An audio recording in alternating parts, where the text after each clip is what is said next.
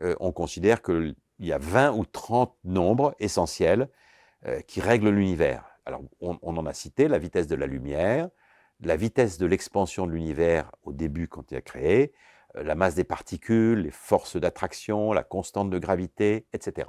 Voilà, disons 20 ou 30 nombres sur lesquels repose tout l'univers. Bon, très bien.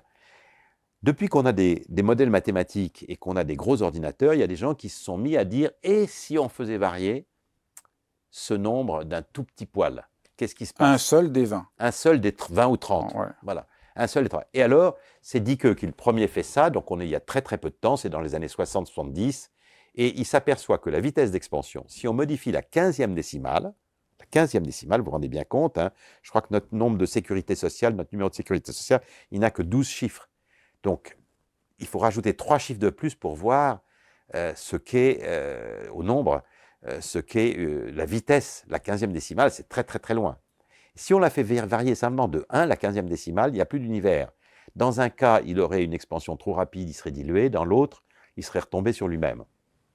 Et c'est vrai pour à peu près tous les autres nombres. Imaginez que pour faire décoller un avion, vous ayez 30 cadrans. Dans un 747, dans un grand Boeing, vous avez 30 cadrans.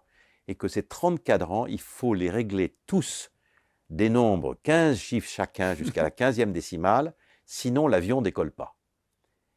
Alors après ça, vous voyez que l'avion décolle. Est-ce que vous dites que c'est par hasard qu'il a décollé ou parce qu'il y a quelqu'un qui a réglé ses cadrans? Voilà, ça c'est le principe de ce qu'on appelle le réglage fin de l'univers.